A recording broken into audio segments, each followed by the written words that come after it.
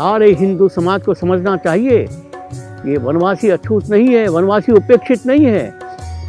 तुम शिव को पूजा करके जो प्राप्त करना चाहते हो, वनवासी को प्यार दो, शिवत्व जग जाएगा, हनुमत्व जग जाएगा, देश का कल्याण हो जाएगा। श्री हरि के इन सामाजिक सेवा कार्यों के अनुकूल परिणाम पाकर एकल अभियान के अंतर्गत भारत के विभिन्न नगरों में श्री हरि सत्संग समिति तथा ग्रामीण और वनांचल क्षेत्रों में श्री हरि कथा योजना के माध्यम से श्री हरि कथा सत्संग केंद्र स्थापित करके सेवा कार्यों को गति दी गई। वनवासी क्षेत्रों में सनातन धर्म की ध्वजा को थामकर संस्कारों की अलख जलाने को तत्पर राष्ट्र प्रेमी वनवासी युवक युवतियों को ही इस महत् यज्ञ के लिए चुना जाता है। चयनित युवक युवतियां कठोर प्रशिक्षण की अग्नि में तपकर जब कथाकार बन जाते हैं तो श्री हरि की भक्ति और राष्ट्र सेवा के साथ अपने समाज के उत्थान का संकल्प भी दृढ़ हो जाता है इनके हृदय में। जब ये वनवासी कथाकार एक वृहद स्वप्न के सारथी बनकर अपने कर्म पथ पर निकले तो इनके सामने आई पर्वत सरीखी ऊबड़ खाबड़ चुनौतियां। हम लोग जब गांव में कथा करने जाते हैं, वहाँ लोग भगवान के बारे में नहीं जानते हैं सभी लोग, तो क्या बताएंगे तुम लोग, इतना चौथी में क्या काम करेंगे, क्या समाज के लिए काम करेंगे तुम लोग, ऐसे बोलते हैं। लड़की लोग ऐसा भागवत कथा नहीं करते हैं, ऐसे बोलते हैं। होने से भी हम लोग समझाते हैं, लड़की होने से भी हम लोग भागवत कर सकते हैं, भागवत में ऐसा बुरा मतलब नहीं है। हम लोग जो सिखाते हैं, ज्ञान देते हैं, लोगों को अच्छा सिखाते हैं। हम लोग ऐसे सामना करना पड़ता है, सच में ऐसे ही परिस्थिति है, सभी गांव का एक नहीं है। कोई गांव में तो अच्छा है बहुत, हम लोग को मतलब बुलाते हैं कथा करने के लिए, कोई लोग में तो अच्छा नहीं है। होने से भी हम लोग जाके हम लोग समझाते हैं लोगों को, तब ऐसे बहुत गांव समझ गया अभी वो श्री हरि सत्संग समिति के भागवत कथा के लिए। और अभी हमको बुलाते हैं कथा करने के लिए, सत्संग करने के लिए। और सत्संग भी पहले नहीं चलाता, हम लोग आके गांव में सत्संग चला दिया और बहुत गांव में भी परिवर्तन हो गया। हमारा मिसिंग जाति में तो बहुत मीट मसाला और मदिरा पान करते थे, अभी तो कम हो गई। वनवासी समाज में फैली कुरीतियां, अंधविश्वास, गरीबी, अलगाववादी प्रभाव, घर घर फैला नशा और गृह क्लेश मानो कथाकारों की विकट परीक्षा लेने को तत्पर था। ऐसी विषम परिस्थितियों में अपने समाज को जागृत करके धर्म के मार्ग पर चलने के लिए प्रेरित करना इन कथाकारों के लिए भी कोई कम जटिल कार्य नहीं था। लेकिन अपने अटूट विश्वास, अखंड आस्था, कठिन परिश्रम और अंततः श्री हरि की कृपा से वनवासी कथाकार इस योजना के पृष्ठों पर आज सफलता की नित नई गाथा लिख रहे हैं। क्योंकि साधारण काम नहीं है, और ऐसे गांव है, ऐसे टीले हैं, ऐसे पहाड़ हैं, जिन्होंने भगवान की मूर्ति की शक्ल ही देखी है। कठिनाई है तो पक है, लेकिन हमें अपने प्रभु पर विश्वास करके काम करना है, तो कोई भी बाल बक्का नहीं कर सकता। जिस तरह अपने प्रभु जी वनवासियों को गले लगाए, उस तरह हमें भी राम जी के संदेशों को वनवासियों भाइयों तक पहुंचाने का काम, जब तक जिएंगे तब तक यह काम करेंगे और राम जी की इच्छा को पूर्ण करेंगे।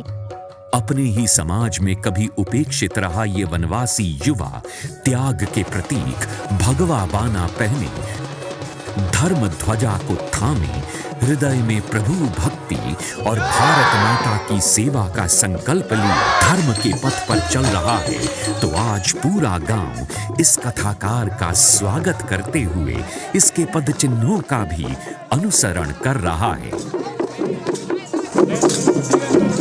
विगत 25 वर्षों से इन कथा स्थलों पर प्रज्वलित हो रहे ऐसे हजारों दीपकों की रश्मियां वनवासियों को निरंतर आश्वासन दे रही हैं कि मिट चुका है उनके जीवन से अब अंधविश्वास, गरीबी और अज्ञान का अंधकार। श्याम जी ने भारतीय संस्कृति के त्यागमूलक भाव को सामूहिक रूप से संकलित किया।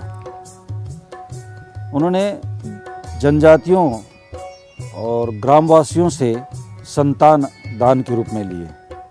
उन संतानों को ट्रेनिंग देके कथाकार बनाया। शहरवासियों से कर्म, समय और धन, ये 3 चीज़ों का त्याग कराया। और सबसे बड़ा त्याग जो मैं समझता हूँ श्याम जी ने कराया है, वो पूरे समाज के चित्त को चुरा लिया। 2000 वर्षों से भारतीय परंपरा के ये जनजाति जो कुछ नहीं कर पा रहे थे, उसे अचानक हमने शिक्षित कर दिया। और इस बात का हमें बड़ा गर्व है कि ऐसा हम श्याम जी के मार्गदर्शन पे कर पाए।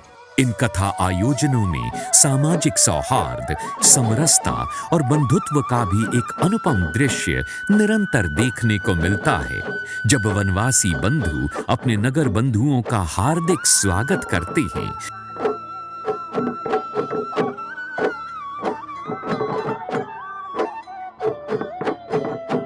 और नगर बंधु व्यासपीठ पर विराजित वनवासी कथाकार का स्वागत व पूजन करते हैं। इस योजना ने स्वतः ही मिटा दी हैं वर्ण भेद, वर्ग भेद और जाति भेद जैसी असमानताएं। मन खुश हो जाता है। नगरवासी आर्थिक रूप से संपन्न है, सांस्कृतिक रूप से गरीब है। हमारा ग्रामवासी सांस्कृतिक रूप से संपन्न है, आर्थिक रूप से गरीब है। दोनों के प्रेम में इनका आर्थिक विकास हो रहा है, इनका सामाजिक विकास हो रहा है। दोनों के विकास में भारत का विकास हो रहा है। ये तो बहुत आनंद की बात है भाई साहब। और एकल अभियान को इतिहास याद करेगा तो इसी बात से इतिहास करेगा कि नगरवासियों के दिल में इस वनवासी के प्रति प्रेम पैदा किया। अट्टालिकाओं के रहने वालों के मन में इस झोपड़ी वालों के प्रति प्रेम पैदा किया और झोपड़ी वालों के मन में इनके प्रति विश्वास पैदा किया। यही तो समरसता है, भारत की आत्मा है। मुझे ये देखकर बहुत आनंद होता है। देश जग रहा है, देश की मिट्टी जग रही है और भारत के जगने का समय बहुत जल्दी आ रहा है। श्री हरि कथा योजना के सार्थक परिणाम अब दृष्टिगोचर होने लगे हैं। वनवासी ग्रामों में स्थापित किए गए सत्संग केंद्रों में आरंभ किया गया दैनिक व साप्ताहिक सत्संग, हनुमान चालीसा के सामूहिक पाठ, प्रभात फेरी व यज्ञ के आयोजन से इन गांवों में परिवर्तन की एक सुखद बयार बह चली है। जहां कभी शराब की भट्टियां दुर्गंध फैलाती थीं, उन घरों में गूंजते हनुमान चालीसा के पाठ ने उन्हें देवालय सा बना दिया है। घर घर लहरा रही हनुमान पताका और घर घर हो रहा तुलसी पूजन संदेश दे रहा है कि वनवासी अब पुनः अपने पूर्वजों के धर्म पथ पर लौट आए हैं। हजारों गांव आज हनुमान ग्राम के रूप में प्रतिष्ठित हो चुके हैं। मैं किराना दुकान चलाता हूँ, छोटा सा है अभी। हनुमान चालीसा हम पहले कभी कभी करते थे, अब पति पत्नी रोज करते हैं और हमें बहुत फायदा होता है। कथा के अंतिम दिन ग्राम यज्ञ के आयोजन में कथाकार ग्रामवासियों से जब अपनी दक्षिणा के रूप में नशा मुक्ति का आह्वान करते हैं, तो सैकड़ों वनवासी एक साथ नशे से मुक्त होने का संकल्प सहज ही कर लेते हैं। अब तक लाखों वनवासी और हजारों गांव इस संकल्प के माध्यम से नशा मुक्त हो चुके हैं। नशा मुक्ति के चल रहे अनेक वैश्विक प्रयासों में इस योजना की ये सफलता इसलिए भी प्रशंसनीय है कि इसमें स्वेच्छा से लाखों लोग नशे की लत से मुक्त हो चुके हैं। खान पान जो भी व्यवस्था नहीं होते रहे ना, कुछ नहीं होते रहे। अभी नशा से मुक्ति होले तान बहुत जीवन सुधर ली। बेटा बेटी के बहुत पढ़ावले, 10वीं 11वीं तक पढ़ला। पहले बहुत पीते रहे और सत्संग में हरि भजन में मैं गेले तो आने मचो जीवन बहुत अच्छा लागली। अभी छोड़े सब जन छोड़ दे गांव का आदमी। पहले की स्थिति तो बहुत ख़राब थी। गांव में लोग नशा पान करते थे, दारू पीते थे और लड़ते झगड़ते थे। कई प्रकार के वो मांस मंदिरा भी करते थे। उससे भी जो है कि यहाँ कथा होने से वहाँ छुटकारा मिला है और अभी शांति का अनुभूति यहाँ कर रहे हैं यहाँ के वासी।